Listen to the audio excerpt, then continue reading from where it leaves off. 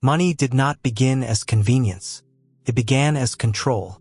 Long before banks, before coins, before paper bills, human beings lived for thousands of years without money. They hunted. They shared. They remembered who owed what. And then suddenly money appeared, not as a natural invention, not as progress, but as a solution to a deeper problem, a problem of power. The moment money was created, trust changed. Debt was born, and human relationships were never the same again. So when did money first appear? And more importantly, why was it really invented? Most people are taught a simple story. First, humans traded goods directly. This was called barter. Then barter became inefficient. So money was invented to make trade easier. It sounds logical, sounds clean, and it is almost entirely wrong. There is no solid historical evidence of a large barter-based economy ever existing before money. Early societies did not walk around trading chickens for shoes. They relied on memory, obligation, honor, and social pressure. If you helped your neighbor today, they helped you tomorrow. If you broke trust, you were excluded. And exclusion meant death. Money did not replace barter. Money replaced something far more dangerous to those in power: memory. And to understand this, we must go back, far back, to the earliest civilizations. For most of human history, survival depended on cooperation. Small groups lived together. Everyone knew everyone. Debts were informal and flexible. No one kept exact scores. If a hunter brought meat, the group ate. If a farmer had grain, the village survived. The system worked because human relationships were personal. But this system had a limit. It only worked when societies were small. Once villages became cities, something broke. You could no longer remember everyone. You could no longer track favors. And you could no longer enforce obligation through social shame alone. This created a crisis, not for ordinary people, but for rulers. Around 5,000 years ago, the first large states appeared. Mesopotamia, Egypt, the Indus Valley. These were not peaceful societies. They had armies. They built temples. They demanded labor. And all of this required one thing: control. Rulers needed to extract resources from millions of people who did not know them personally. They needed taxes. They needed soldiers. They needed obedience. But how do you make strangers work for you? You cannot rely on trust. You need a system. This is where money enters history, not as a market tool, but as an administrative weapon. The earliest form of money was not gold or silver. It was debt. In ancient Mesopotamia, temples and palaces kept clay tablets. These tablets recorded who owed what to whom: grain debts, labor debts, interest debts. Money began as accounting, a unit of measurement for obligation. The word shekel originally meant a unit of weight, not a coin. No one carried shekels in their pocket. They existed on tablets, controlled by institutions. This was revolutionary, because once debt is written down, it becomes enforceable. And once it is enforceable, it becomes power. Debt is not neutral. It places one person above another. In early civilizations, farmers borrowed seeds during bad harvests. When they failed to repay, something happened. They lost land. They lost freedom. They lost family members to debt bondage. Debt turned citizens into servants, and rulers quickly understood its usefulness. If you control the debt system, you control society.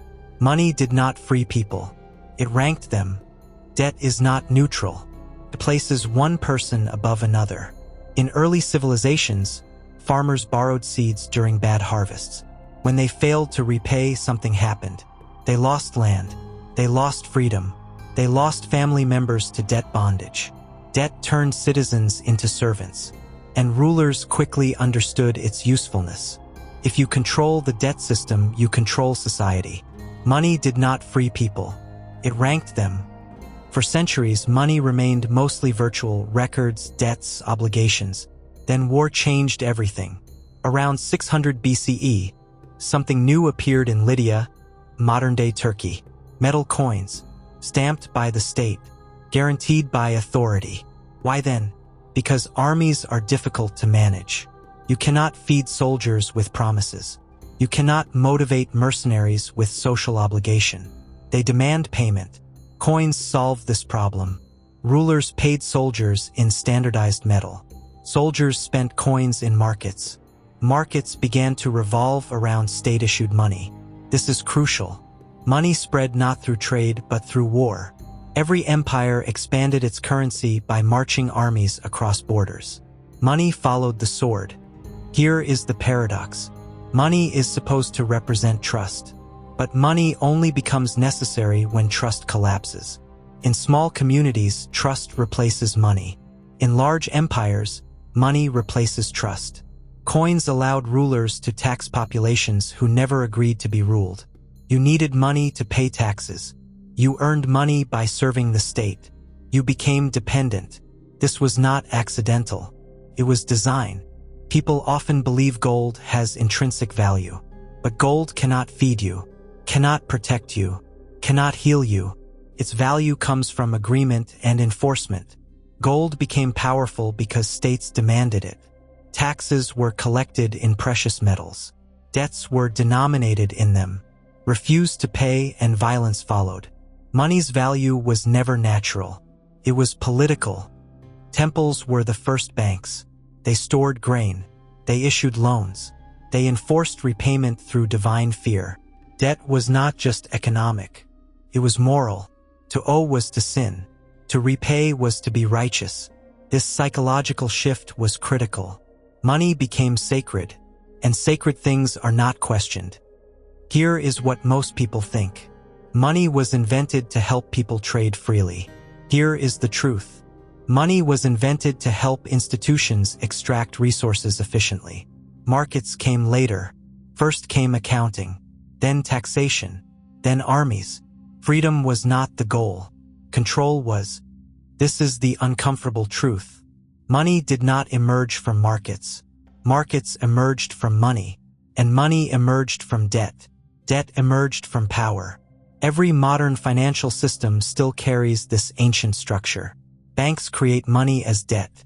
Governments enforce it through law. Citizens must earn it to survive. We are not living in a new system.